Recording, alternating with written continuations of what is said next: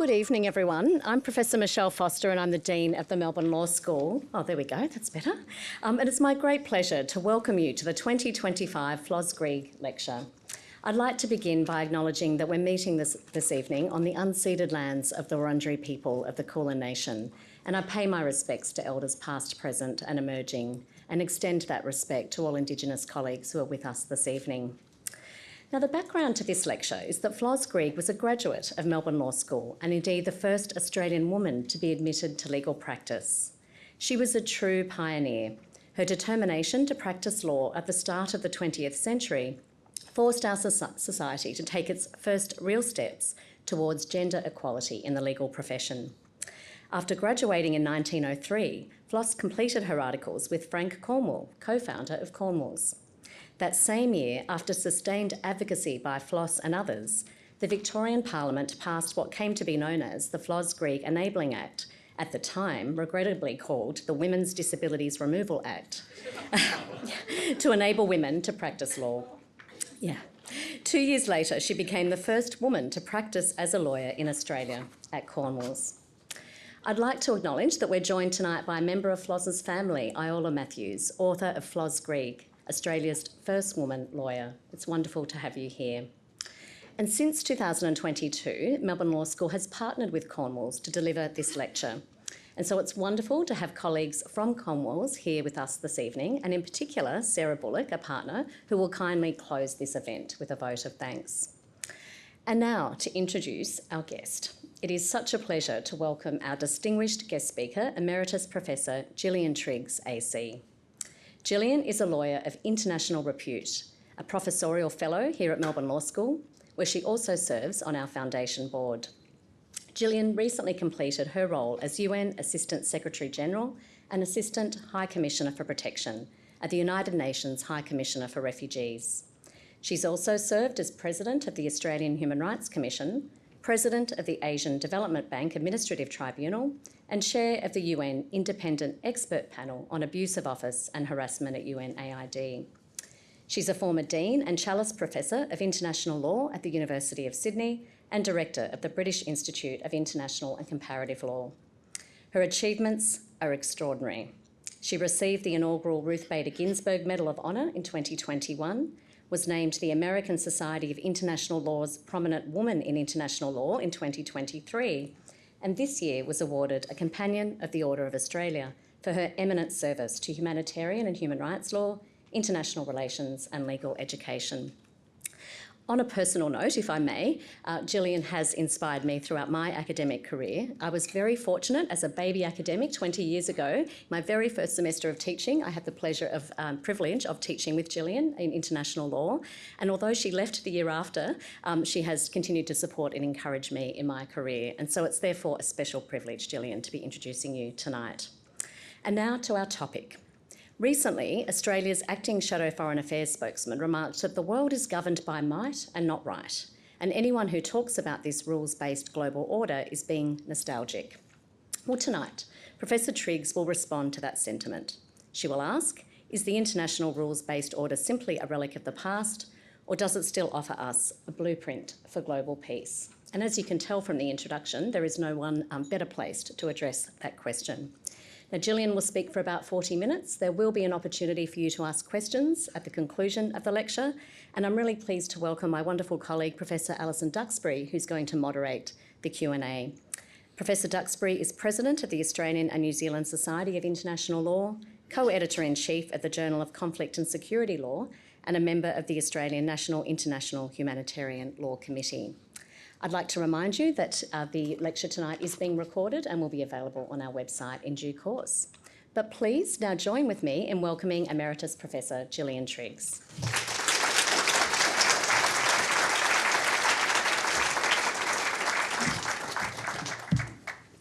Well, thank you, Michelle, for that introduction. And I do remember teaching with you, and it was great fun. We had a good time, if I remember correctly.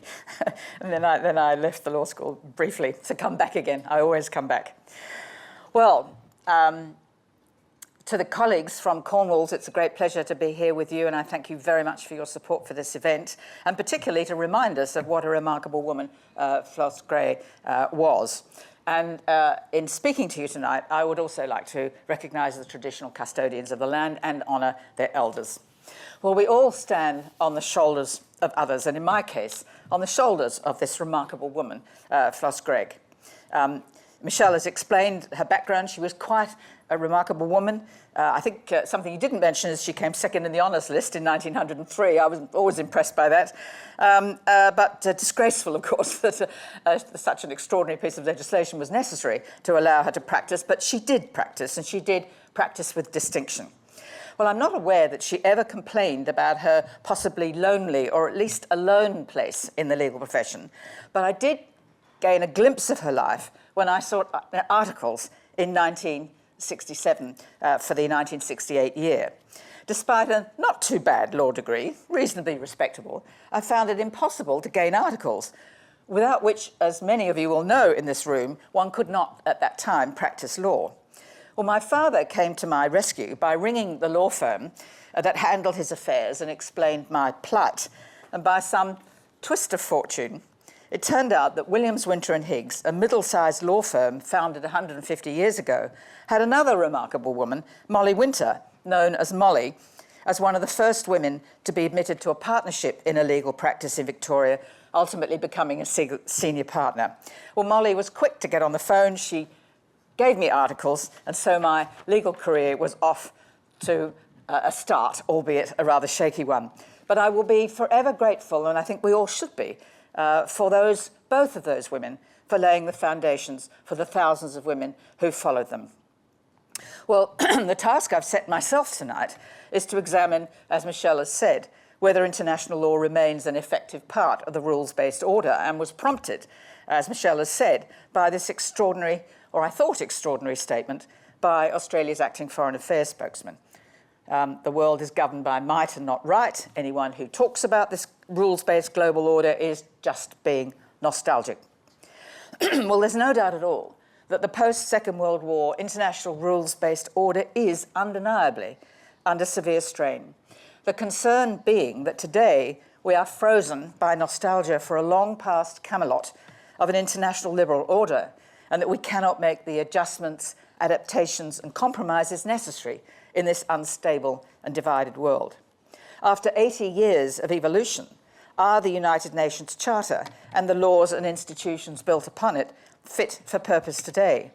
Does the political will remain steadfast to the key ideas of the UN Charter? The opening words of the Charter, I think, bear repeating, if you'll excuse me.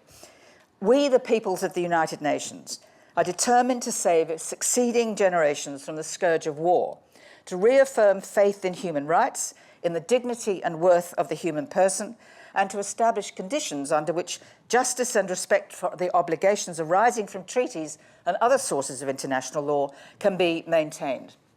Well, my thesis tonight, my argument tonight, is that the rules-based international order that has evolved since the Second World War remains the necessary foundation for global peace, prosperity, security, and human rights.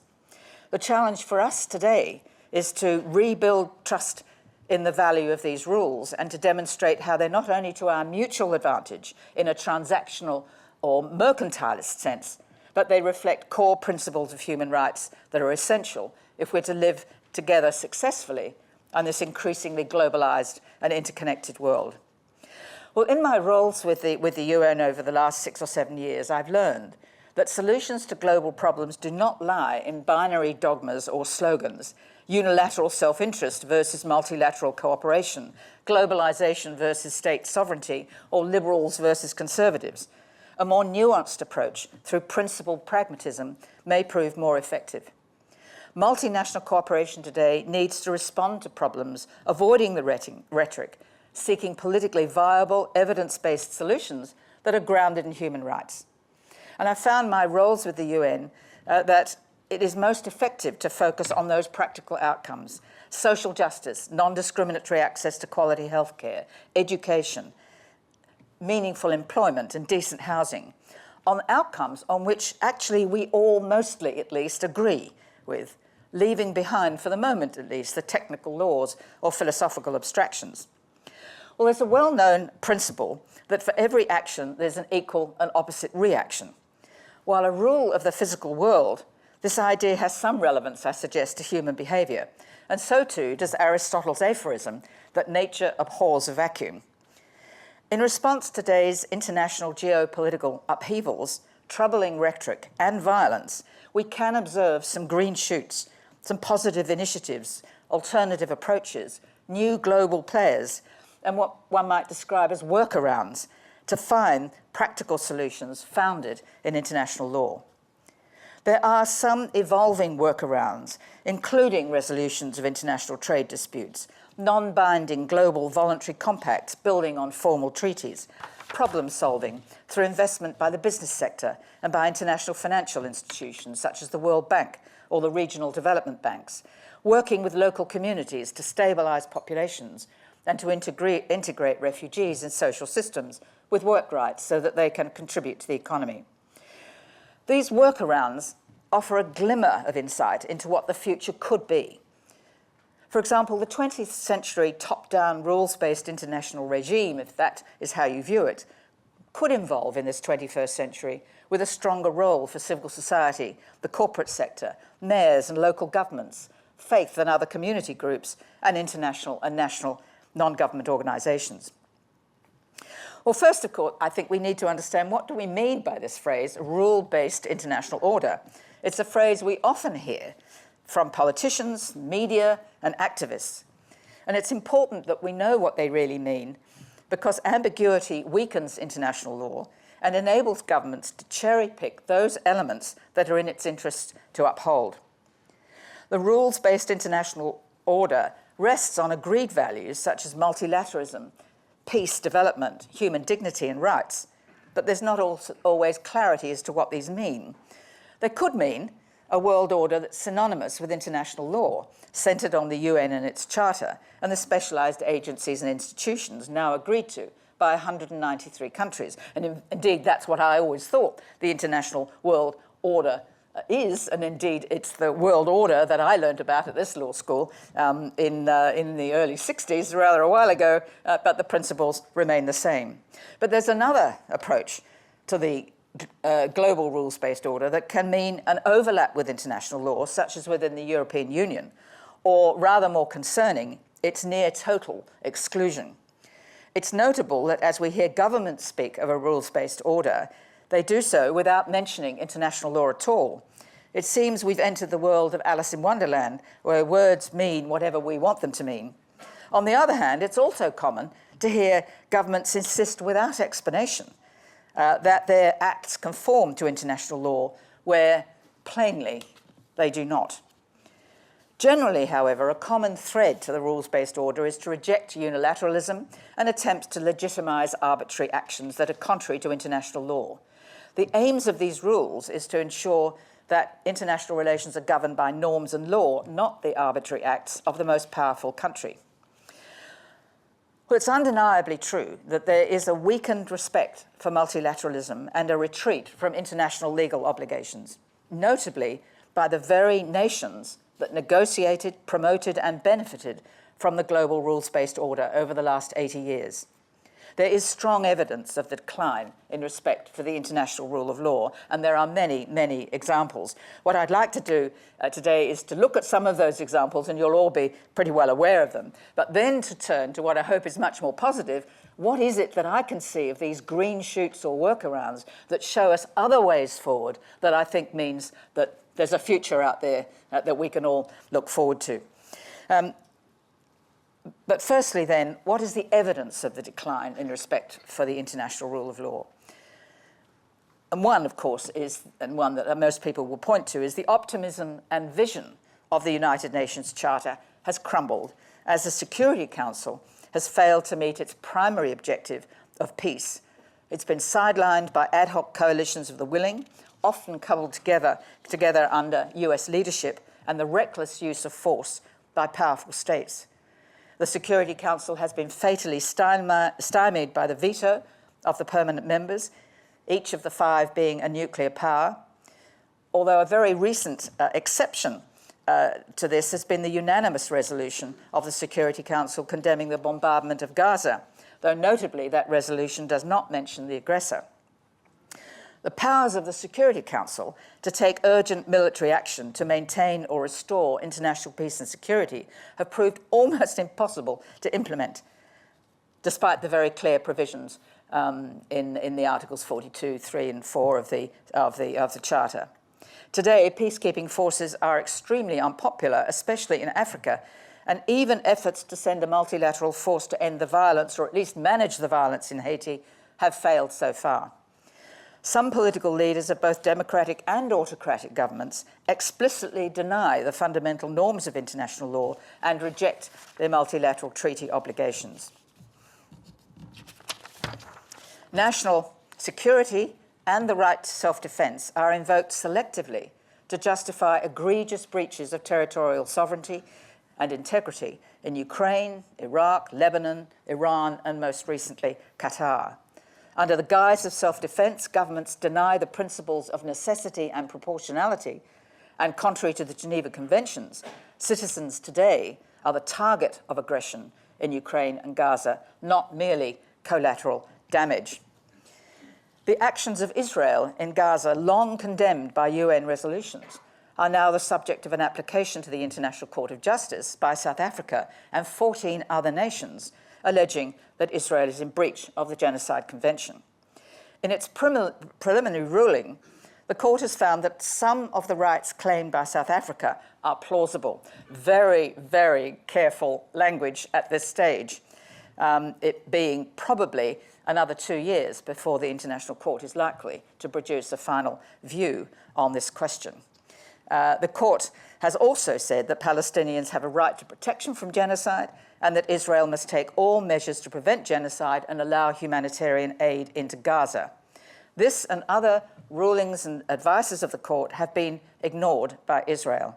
And as we speak, Israel is now bombarding the region of Gaza with a view, it seems, to taking over, ignoring global concerns for the Palestinian people. Also rejected by Israel is the report of the 3-member UN independent inquiry, the report I think we saw announced yesterday, that concluded that Israel's acts amount to genocide. There's been a remarkable 3-member group chaired by Navi Pillai, but also including a wonderful Australian, Chris Sidoti, who has very calmly and clearly laid out the elements of the offence of genocide and produced the evidence to support it.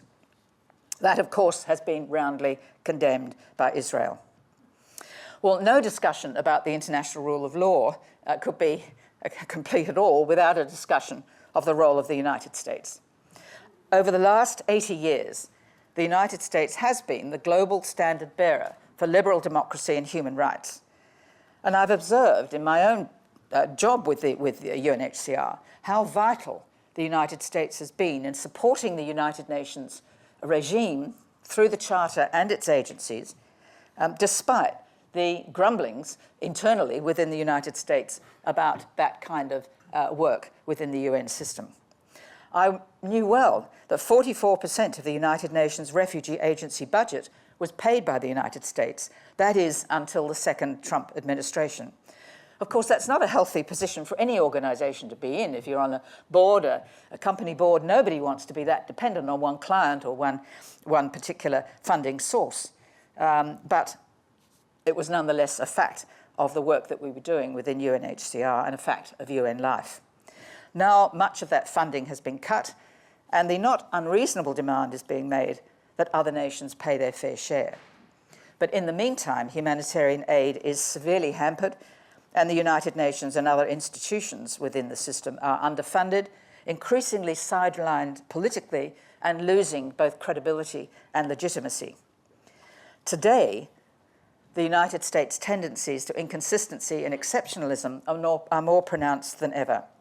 Invading Iraq without evidence of nuclear weapons or Security Council resolution in 2003, while also condemning Russia's invasion of Ukraine, is one example. The use of its veto or abstentions to ignore Security Council resolutions with regard to Gaza, and remaining outside the major treaties of the late 20th century, particularly the Law of the Sea Convention, the International Criminal Court, withdrawal from UNICEF, the World Health Organization, and joining, and withdrawing from the Paris Agreement on climate change, nuclear agreements, obstruction of the dispute settlement processes of the World Trade Organization, and recently with other fossil fuel or petro states, blocking negotiations for a new agreement to reduce the production of plastics. And just a few days ago, the United States has announced that the Department of Defense is now the Department of War. Now, this might be a risery point to make in the context of what I'm describing, but on the face of it, it's simply a concept that's prohibited by the Charter itself, Article 2.4 of the Charter. There is no right to use force in international relations against the territorial integrity, etc., of another country, another sovereign country. On its face, the idea of a Department of War looks illegal. But perhaps more than that, it signals a contempt for the Charter and for the importance of the rules governing the use of force. Also troubling, and another indication of the decline in respect for the rule of law, is the rise in extrajudicial killings with drones and missiles on land and at sea. Over the last couple of weeks, we've seen the United States attacking ships sailing in international waters, justified as self-defense against drug trafficking by alleged Venezuelan gangs. These extrajudicial killings have no foundation in international law, and self-defense has no place in that kind of extrajudicial action. In an entirely different area of international law, China challenges the law of the Sea Treaty, UNCLOS, by claiming most of the South China Seas, in our region, of course, relevant for its own exclusive economic zone, one of the world's busiest trade routes. This claim has virtually no foundation in international law and poses severe risks of conflict in the future. And yet another global and unprecedented crisis is the plight of the 130 million people under UNHCR's mandate. Refugees and stateless people forcibly displaced and seeking protection across national borders as refugees, or displaced, as is more frequently the case, within their own country. But these numbers have doubled in 10 years and are going up weekly and monthly and reported annually by the United Nations Refugee Agency. The numbers of displaced continue to rise, and we now have 43 emergencies that the UN Refugee Agency is currently providing protection in. The underlying causes of this forced displacement, they are protracted and apparently irresolvable conflicts or inter-ethnic violence, but they are driven in turn by crime, poverty, inequality, bad government, the lack of even a national rule of law, persecution, discrimination, and increasingly climate change. Well, these rising movements of people forcibly displaced compound the trends to extreme populist nationalism, prompting the denial of refugee protection and anti-immigration demands, now a leading political issue globally, including in Australia. Civil unrest rising throughout the world as extreme conservative and radical left groups fight in the streets with objectives of overwhelming police and justice systems. Another example, and the final one, is the relative economic success of the World Trade Organization implementing the rules of the GATT has nonetheless been damaged by the United States' resort to unilateral beggar-than-neighbour trade policies, the consequence of which remain unclear.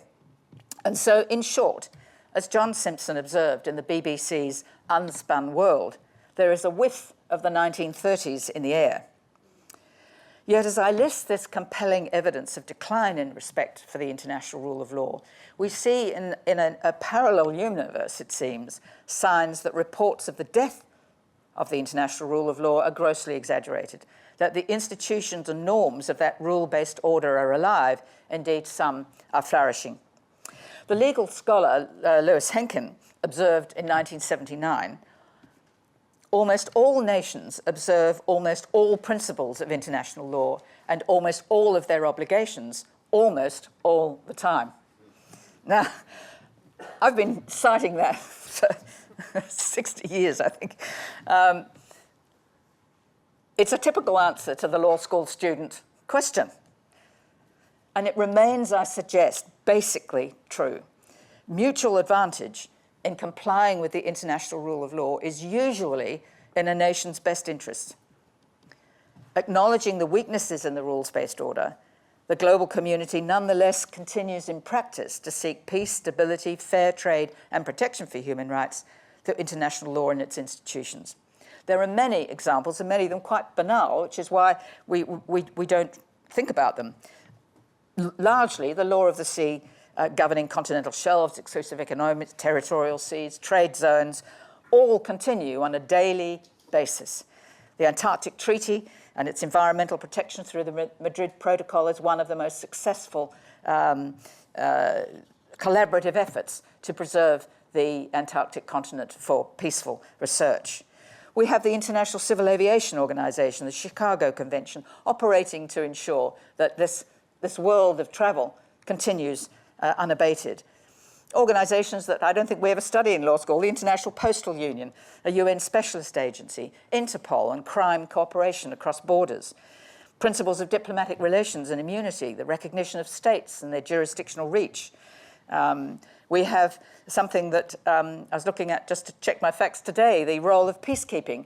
I've said that it's become rather unpopular, particularly in Africa, but nonetheless, at the moment, we have 11 peacekeeping operations throughout the world with 60,000 uniformed troops in Kashmir, in the DRC, Democratic Republic of the Congo, South Sudan, Sudan, Kosovo, perhaps we've forgotten about Kosovo, the Central African Republic, Syria, Western Sahara, Cyprus, Lebanon, and so on.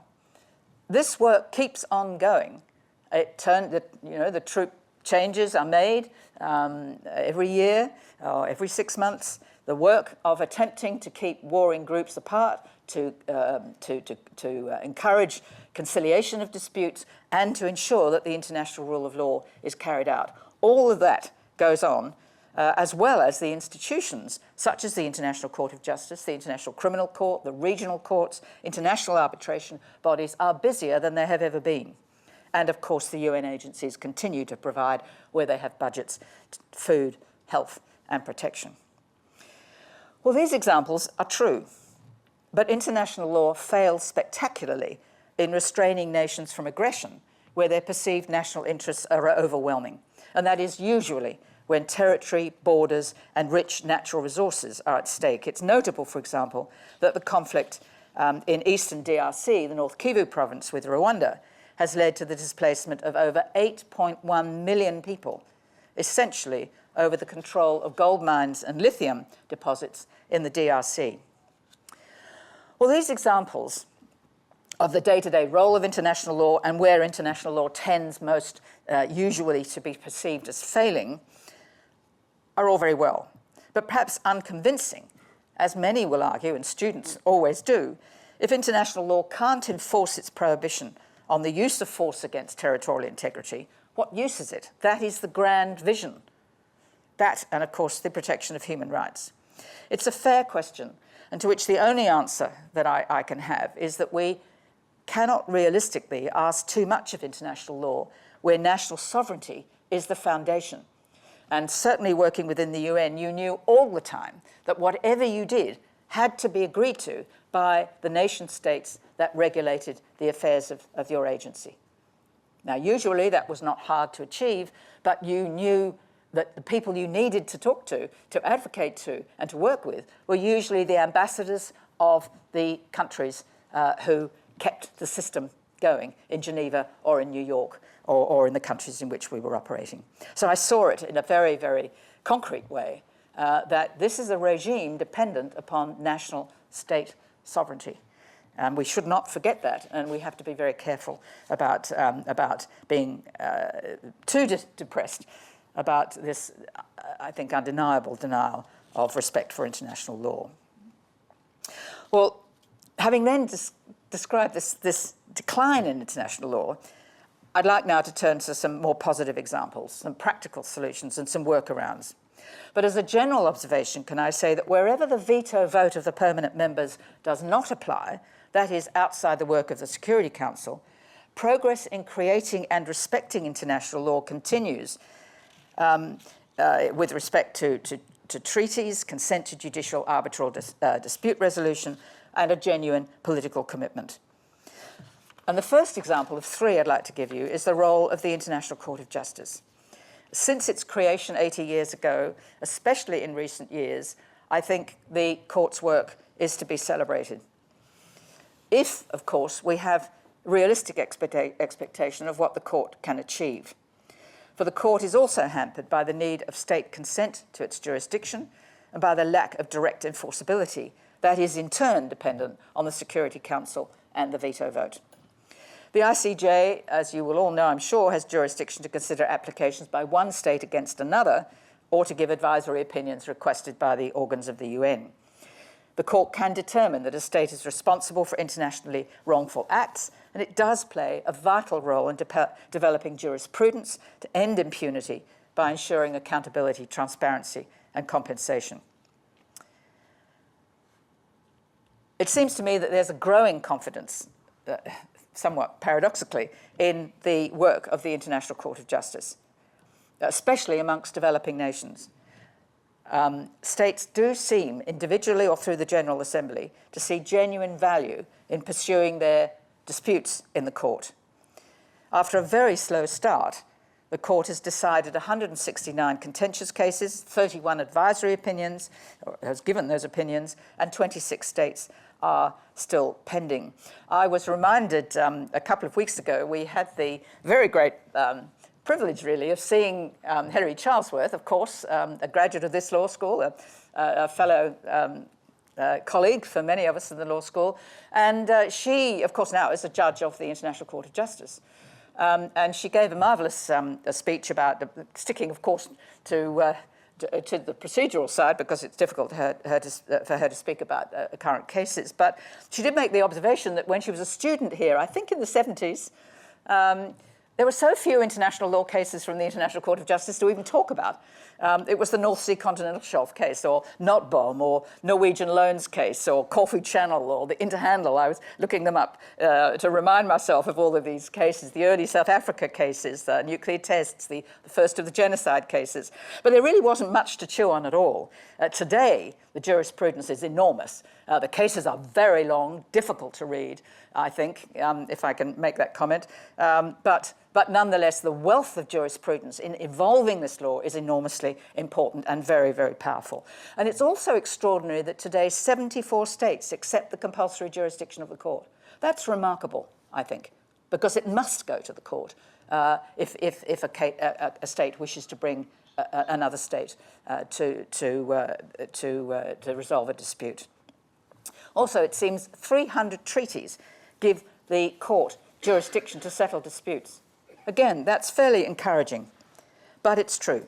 Some decisions and preliminary orders may be ignored in the short term, but they tend to be, sadly, by the major powers where they see vital territorial and resource issues in contention. But an Oxford study shows that about 75% of ICJ judgments command significant, though imperfect, compliance. Unfortunately, it's the high-profile cases that tend to define the effectiveness of the court in the mind of the public, such as the genocide case in Gambia and Myanmar, South Africa and Israel, and the Ukraine-Russia case. Again, as you may know, the ICJ ordered Russia to halt its offensive. They were completely ignored. It was a 15-2 decision with Russia and China dissenting. But then, if I can bore you for a second, less controversial matters simply are unknown and rarely discussed in the wider environment. Equatorial Guinea and France for the return of property confiscated in criminal proceedings. A multi-party application on the jurisdiction of the Council of the International Civil Aviation Organization. This is not exciting stuff, but it's day-to-day rule of law-based management of vital aspects of the globalized world we're in. Lithuania and Belarus with smuggling of migrants. All the raft of continental shelf and territorial sea delimitations, the Gulf of Maine case, the right to consular access, and the right to resources in the DRC Uganda case. These cases are ones that command a great deal of respect and do, in fact, resolve the dispute between the parties, not always as the court might have wanted, but close to it. it opens up the possibility of finding a solution, and states move on. Once that boundary, territorial boundary in particular, is resolved, states are capable of moving on. But an example that I think is worth very briefly mentioning is the advisory opinion of the ICJ in the climate matter, where, as you may know, just a few weeks ago, the ICJ gave an advisory opinion holding all states responsible for significant transboundary harm if they fail to protect the climate system from anthropogenic greenhouse gas emissions. State responsibility is owed to every other state globally, and breach of the obligation to protect is an internationally wrongful act. Well, this will certainly, I think, have an enormous impact on national litigation to hold governments responsible, and that will have a trickle-down effect on the corporate and business world dependent on licenses and so on. But a fascinating aspect of the case that I did want to mention, it was that it was prompted by several law students from the Pacific Island nations, an initiative taken up by those nations and finally by the General Assembly in requesting the advisory opinion. Such community agency may be strengthened, and I expect to see a whole new generation of young activist lawyers taking heart from this remarkable advice. Well, the second example I'd like to give, and it's very dear to my heart, and that is the impact of the Global Compact on Refugees of 2018 and the Sharika solution in Kenya.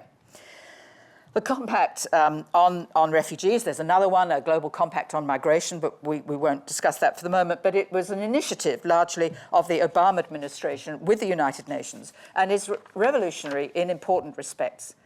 First of all, it acknowledges that the overwhelming burden for caring for refugees falls on poor to middle income and developing countries. States like Iran is host to the most refugees in the world, 3.4 million. Pakistan is very close, Turkey is just a little below. In Africa, it's the neighbouring poor countries. After coups and counter-coups and collapses of government in one way or another, it's the neighbouring countries that are actually caring for people. I was very reluctant to use the word burden for refugees because it's really a responsibility, but when I went to those countries on mission, I spent a great deal of my role on mission in Africa and Latin America and the Middle East, and I really saw what a huge burden it is on these countries to provide education, healthcare, work, and protection. So the point of the Global Compact on refugees is that burden and responsibility should be shared equity by the entire world, by everyone in the world. And that's a grand idea. It's not legally binding. It is a compact that it depends on voluntary agreement. The second element to the compact is that responsibility lies not only with states and state governments, although primarily it probably does, but with a whole of society, private businesses, corporate sector, local governments, civil society, faith groups, financial institutions, and international organisations and NGOs. Well, with that broad set of principles in mind, the president of Kenya, President Ruto, decided that he was going to do something about it for the enormous population, or certainly very large population of refugees that Kenya had hosted for the previous 35 years. It's hosted two of the world's largest refugee camps. Most refugees are not in camps these days, but in this case, there are about 500,000 in Dadaab, and in Kakuma, about 300,000 people.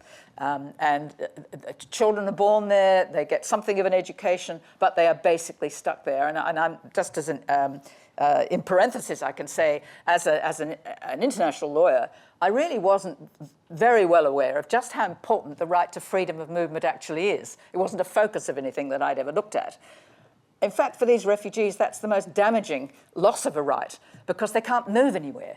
They can't move out of the camps, they can't move out of the particular area that they're licensed to be in, and if they get on a bus and try to go somewhere or get a job, they will be arrested, they will be detained and possibly deported or denied refugee status. So these things matter. But here we have President Ruto, and he adopted a very exciting initiative. He worked with the World Bank and its operative arm, the International Finance Corporation, and he said, we can't move these people, and we can't let them move everywhere. because they have no status really other than as refugees. What we're going to do is going to turn these camps and settlements into cities, municipalities, small towns, and we're going to integrate them into the Kenyan society and economy. And they brought in the World Bank to ensure that they have access to social security numbers, a bank account, that they could get small micro loans, they could work in partnership with other citizens of Kenya, that they could be integrated with the assistance of the financial institution and the private sector. And it's been ongoing now for about a year. And I think we really can see some opportunities arising from this initiative, known now as the Sharika Plan, very consistent with the Global Compact and refugees, and it shows what can be done to relieve the position of refugees who otherwise have very little hope of a future. And the last example I wanted to give is the WTO arbitration process, quite a different area in trade. You may be aware that in October 2018, the United States blocked the appointment of new appellate body members, resulting in only 3 members on the body. When their terms came to an end, the appellate body became non-functional because there was no longer a quorum. And that United States blockage on appointments remains in place, and the appellate body continues to be non-functional, though the panels do continue to operate. But that's not the end of the story. In April 2020, a group of 47 WTO members created, and this is a bit of a mouthful, the new multi-party interim appeal arbitration arrangement. But what they've done is they've created a new body that deals with the WTO disputes that would otherwise have been dealt with by the appellate body, are now to be held and dealt with by this new arbitral arrangement. The goal of these members is to preserve and to replicate the WTO arbitration, but to avoid the impediments of the appellate body.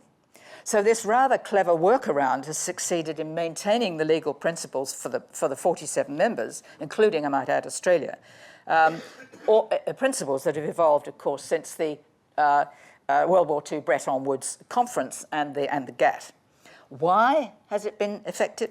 Because most trading nations see the advantages of rules for fair trade that have evolved through the daily work of the panels and arbitral body of the WTO. Well, they're just 3 examples, and there are others. But I think I'd like to be able to say that we see the big cases, the controversial political ones, and they're very damaging and worrying. But underneath that, so much work is continuing. And we should perhaps focus on that and focus on some new initiatives. Now, I'd like to finish, I should finish, but I've said very little about Australia. And I think you'll all know that Australia has been a leader historically in supporting the global rules-based order. We've depended on it, in fact. It's been critical to the success in some ways of Australia.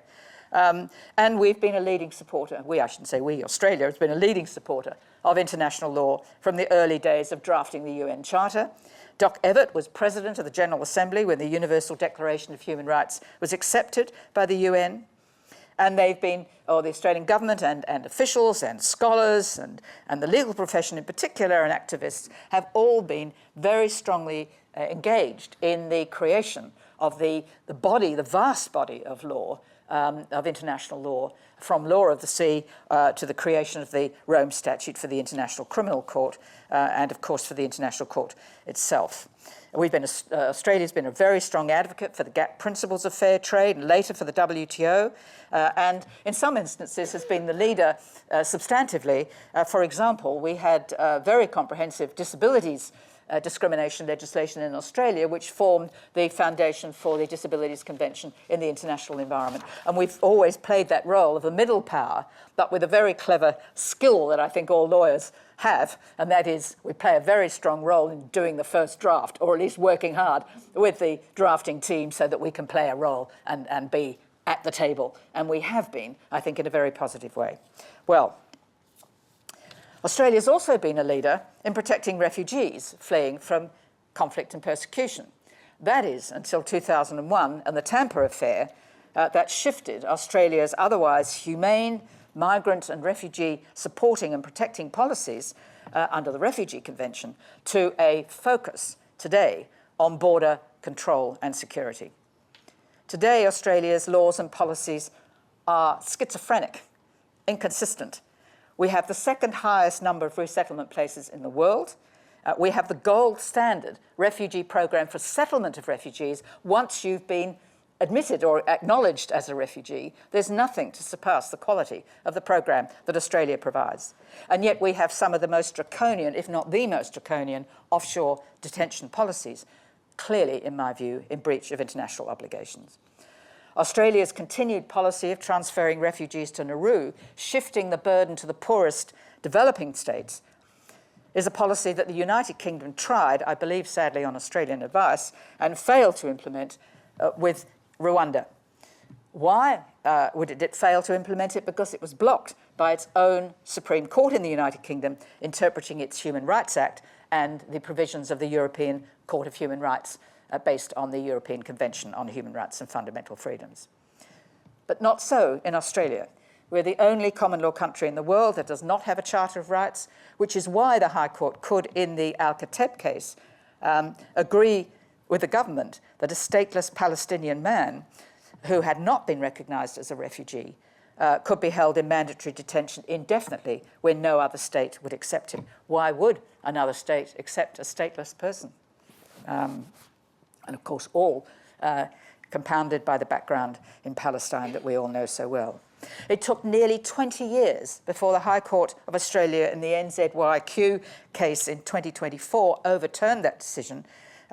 Administrative detention of a non-citizen must now be reasonably necessary for a legitimate, non-punitive purpose. As you all know, punishment is for the courts, not for executive, government or administrative regimes.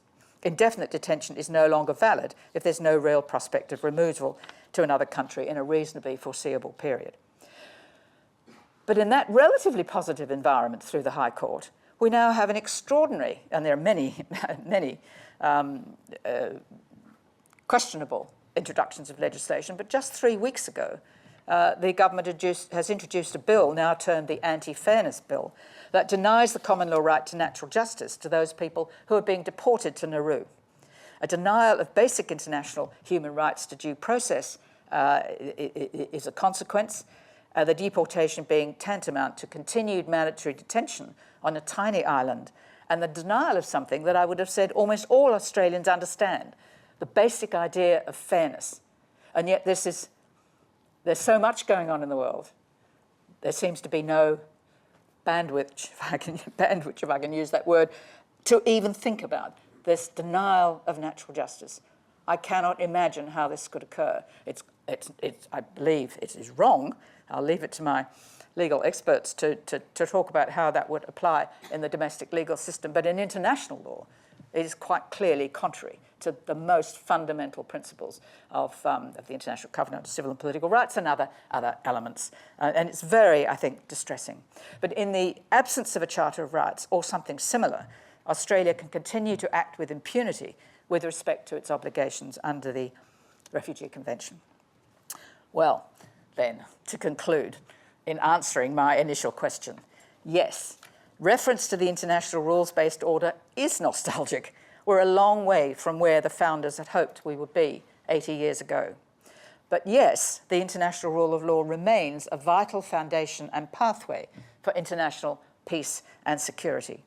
As the President of the International Court of Justice said recently, the UN Charter remains the cornerstone of the international legal order, especially in protecting human rights for all states, for all individuals by all states, as a matter of international concern.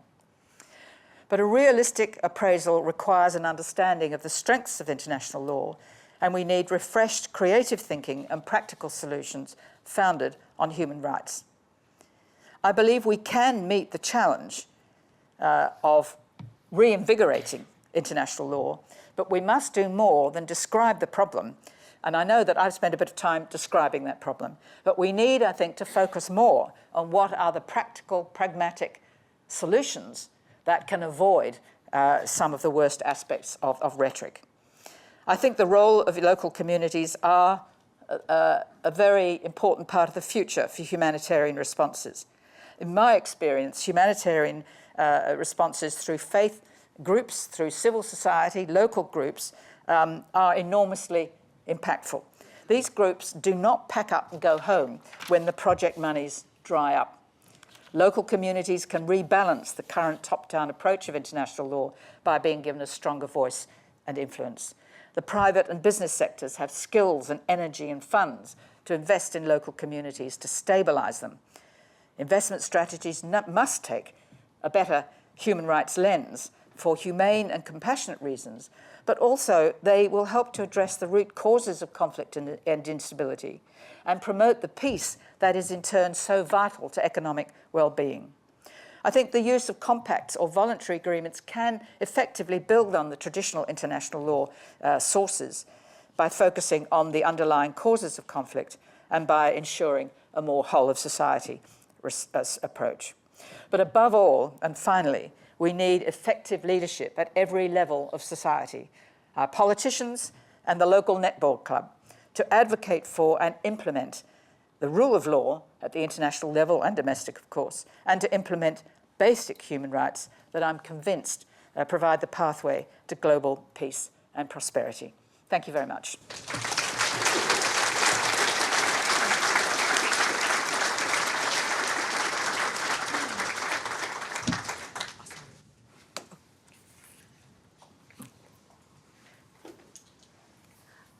Well, thank you very much, Gillian, for that really sweeping presentation on the international rules-based order and for your very thoughtful remarks, which draw on both your academic expertise and also your practical experience. So we've got a few minutes for questions. So if you would like to raise your hand, we'll take a couple of questions at a time, and then I'll hand them over to Gillian. If you could say your name when you raise your hand, that would be helpful. Okay, thank you. I'll take this one here and then this one standing at the very back. But yes.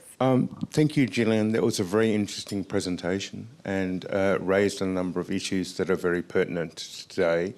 One of the things that caused the collapse of the League of Nations was the lack of involvement by the US, and the US has raised a number of issues about the future of the UN and its role in the UN. Given the rise of China and Russia, how do you see a way forward if the UN collapses or if the bodies associated with the UN are no longer effective, and what do you see happening in the future, please? Thanks very much, and we'll take one more. So standing at the very back, thank you. Yep. I'm going to play the devil's advocate. I think the problem with the international liberal order is that it is based on capitalist parameters.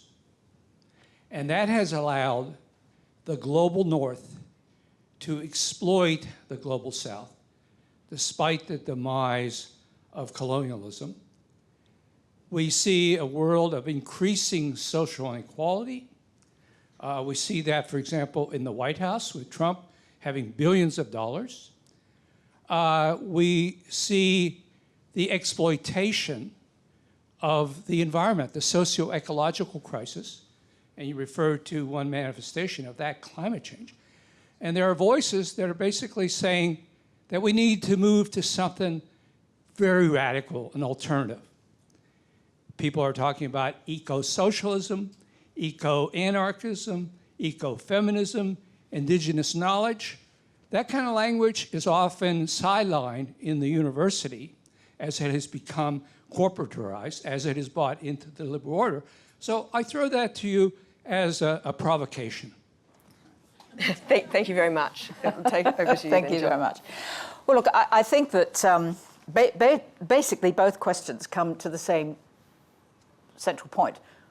Where are we going to go with all of this? There are a lot of criticisms, as the gentleman has set out, commanded a lot of support. The UN system is not meeting its objectives, and there are all sorts of elements and pressures that are diminishing it, and it is being increasingly sidelined. And this gentleman really said, well, you know, what do we see for the future? One reason I rather like the WTO example is that it shows that you can almost replicate the bits you want and leave behind the bits that you can't manage. sadly, I think real change and reform is going to take cataclysmic events. Just as it was cataclysmic to create the Charter in the first place, I think reform is so slow and so difficult, and at the moment even more difficult than ever, that I don't really see it coming in those more orderly and careful ways. I think, but what we may very well see is the creation of another organisation that takes the parts of it that there's a consensus for. One of the difficulties of thinking of reforming many of these areas of law is that if you were to open them up for reform and change, you'll end up with something far worse than we've got now. And in a way, I'm inclined to say we've got to keep struggling on. We've got to keep advocating for why those ideas of the UN Charter that I read out very briefly to begin with, why they're so important. But we need to bring people back to understand why they're important. And we don't want to have a world war to convince us of that.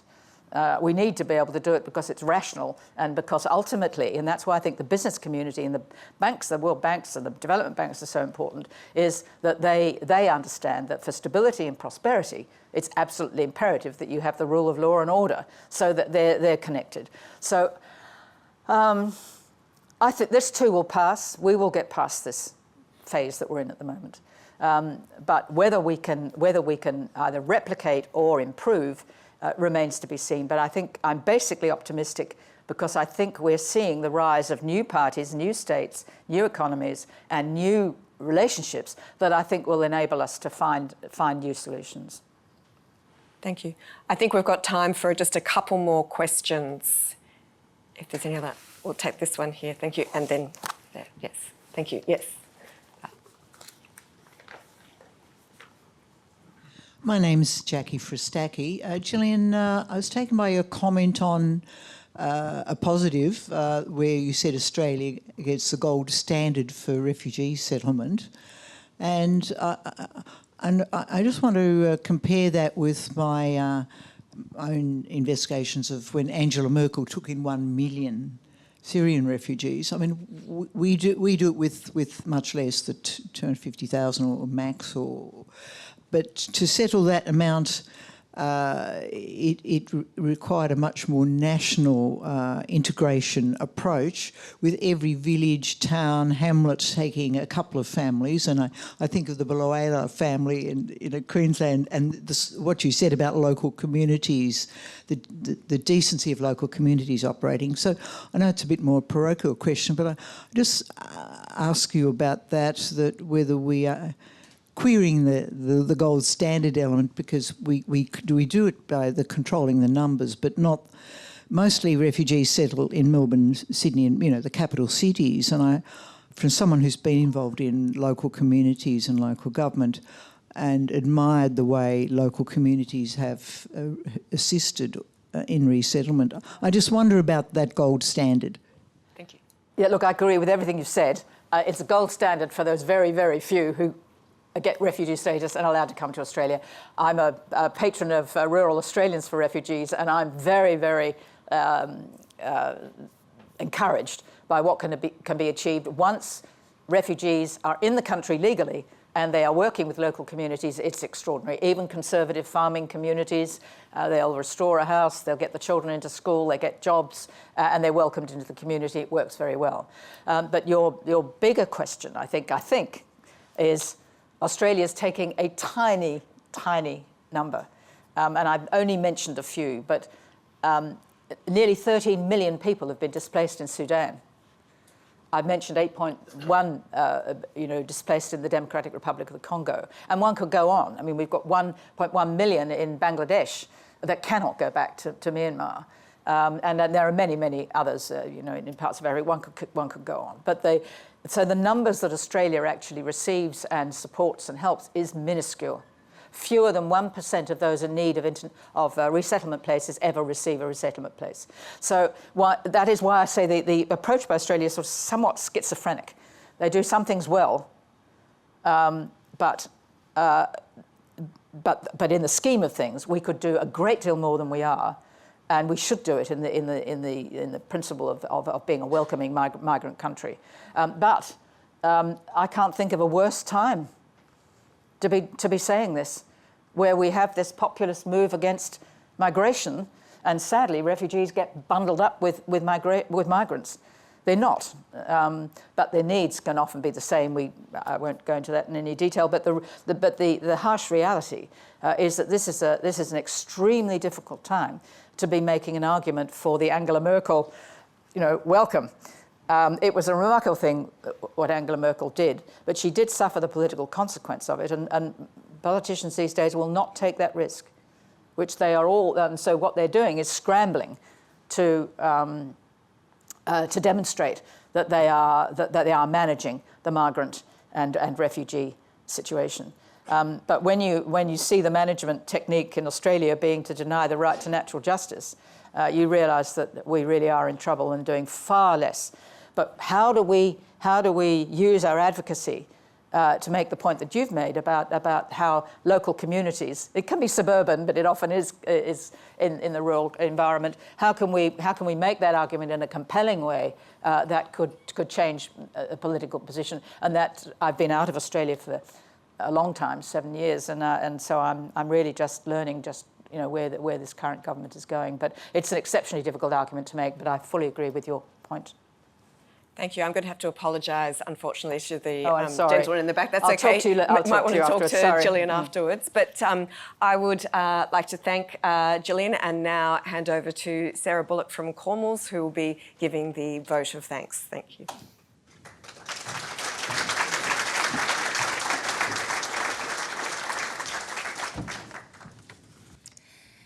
Good evening, friends and colleagues. It is always an honour to be part of this wonderful event, honouring and celebrating our alumna, Flos Greig. Cornwalls is proud to sponsor this Melbourne Law School public lecture for the 4th consecutive year. On behalf of Cornwalls, I would like to extend my gratitude and thanks to Emeritus Professor Gillian Triggs, AC. Gillian, thank you for sharing your insightful thoughts on a very topical and relevant matter. I, for one, found your comments extremely thought-provoking, and I think I speak for everyone here tonight when I say I'll be thinking about your comments for the days and weeks to come. Thank you for your time, and on behalf of both the University of Melbourne and Cornwalls, please accept this gift as a token of our thanks.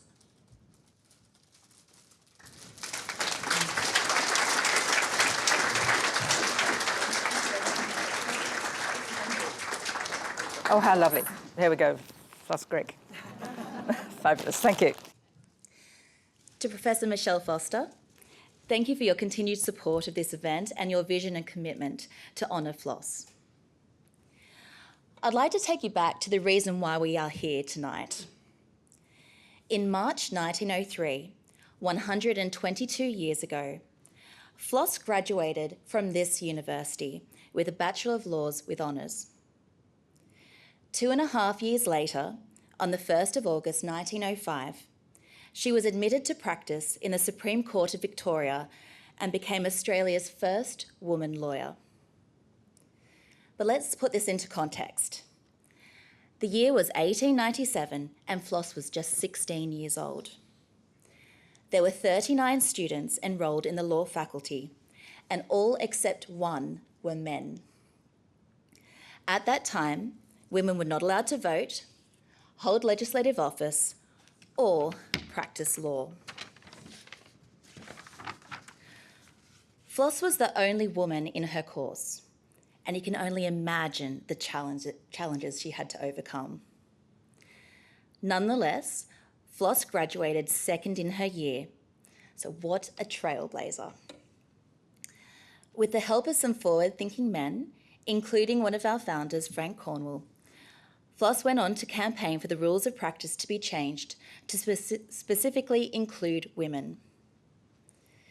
Through her efforts, a bill was eventually passed on the 3rd of April 1903 to allow women in Australia to practice law. Unfortunately, as we heard before, it had a rather unfortunate name, but it was fondly referred to as the Flos Greig Enabling Act. This act has paved the careers of women lawyers in Australia and is why I and many of you in this room are here tonight. I'd like to thank our special guest and friend, Iola Matthews, the great niece of Flos Greig. Iola, your ongoing support and your amazing insights and stories have been inspirational to all at Cornwalls. Your great-aunt Flos is an important part of our firm's fabric, and we are thrilled to have you join us here again this evening. Sincere thanks to the University of Melbourne and the Melbourne Law School organising committees and all the volunteers who have worked tirelessly to bring us this event. We appreciate all the work that goes on behind the scenes to ensure this public lecture is delivered flawlessly each year. Thanks also to the catering staff tonight, the support crew and the technical team. This event would not be possible without you. And lastly, thanks to all of you for joining us here tonight. Your presence here reflects the commitment to our vision to honour Flos and to ensure the future for women in law in Australia is filled with opportunity, equity and meaningful engagement. Enjoy your evening, and on behalf of Cornwalls, we look forward to continuing our support of the Melbourne University Public Lecture Series, and we hope to see you all here again next year. Thank you.